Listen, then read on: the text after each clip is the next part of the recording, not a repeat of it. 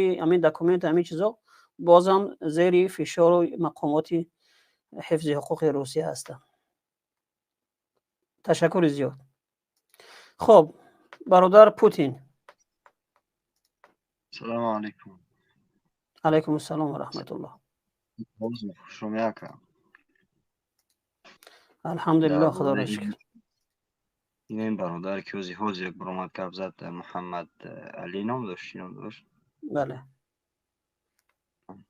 میگه که همین گپوی خودش گفته سعی باور میکنین نکنه میکنین چون باور ندارم که کرونا هم خیلی تعریف میکنن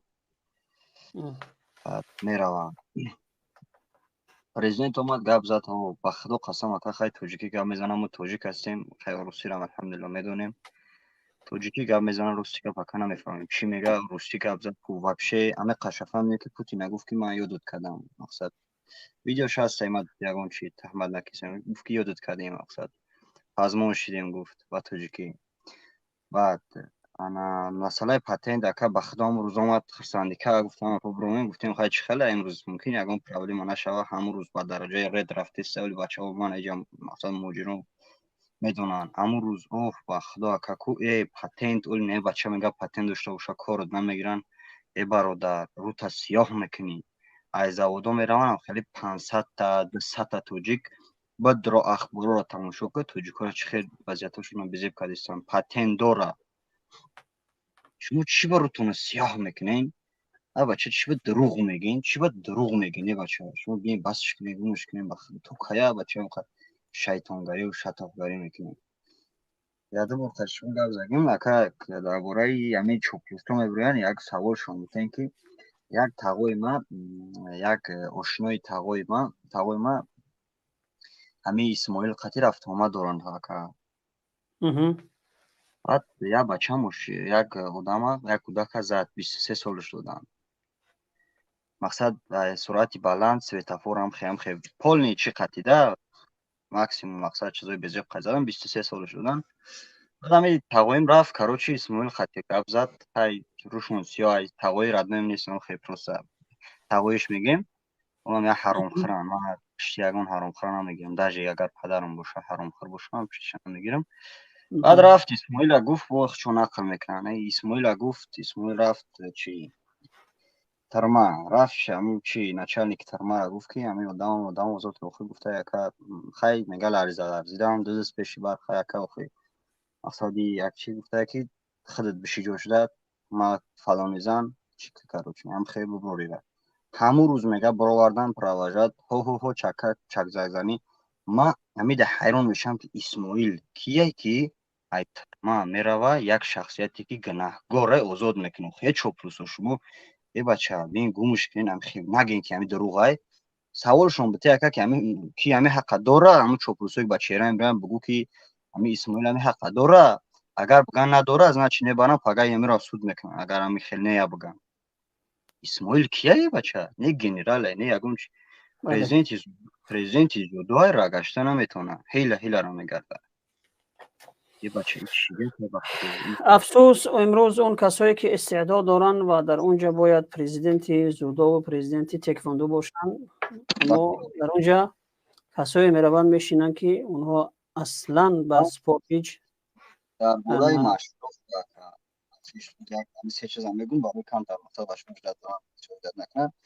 مشروف که مکتب در طرفوی کلوب و سه کلوب داویشید مقصد 3 ماه باور میکنیم با اتوبوس کم از که زیل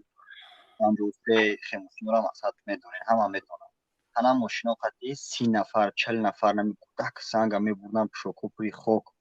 میبردن مشروف که از سر تا بگر مردم گشنه ای بخدا قسم اکاکو 10 کیلومتر 5 کیلومتر ایوسو پیاده میومن ماشینا میفتن باور میکنین 3 ماه 4 ماه مکتب در وقتی مکتب و مکتب وابشه اتمینید بود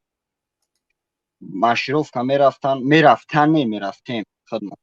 میرفتیم مشروف که میکردیم مقصد پول نی گفتی هم گپو که چیرم خدمت رو میکردیم میومیم برای 1 ساعت اومدن پرزیدنت مکتب یک بیزنسمن مکتب بود که بود همراه لینتر بریدن 3 ماه اکا از آب کشیدگی ما هیچ وقت یادم نمیبرم به خدا قسم عقل حاضرم باشه همون چین نمی 1 متر با پیش گذشتگی همون چین ما یگون کار میکنه حرام دوتا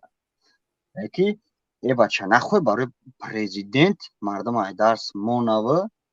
و مشیروف که برای بچه ای چی داد ای به خدا قسم که در یگان جا هم خینه ایست باور میکنی سیمو فقط از او کشگیم پیوده برا پشوکو پری خوک دریدگی پود پاتینکومون دریدگی خلق توجی که به درجه کم بغل ولو قسم بیلون به درجه میسوزه دنم رسی هم میبینی اوخنه بلوگری اروس سینماد میکنن اتا وقتا درون دود میکنن میکنی وقت بلوگری اروس سینماد میکنن دوار میکنم میرم میگه چند سم ظرفات هم میگم زیاد شدم شکم میگه 35,000 میگه در تاجیکستان چی میگه در تاجیکستان اگرم 4,000 ولک گیرم من میکنم دام میکنم میگه از دختر دارم استودنت تا سومتون خب برادر بخدا که گپو بسیارند با درجه من دل میدونم دید من میدونم که یعنی شما اگر که قطعی شما اگر گپ زنیم شاید ساعت ها گپ زنیم اما در اینجا برادران میخواهند که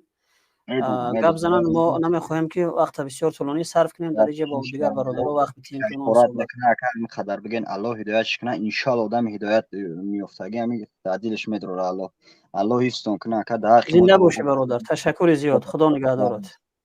خب برادر آموزگار سلام علیکم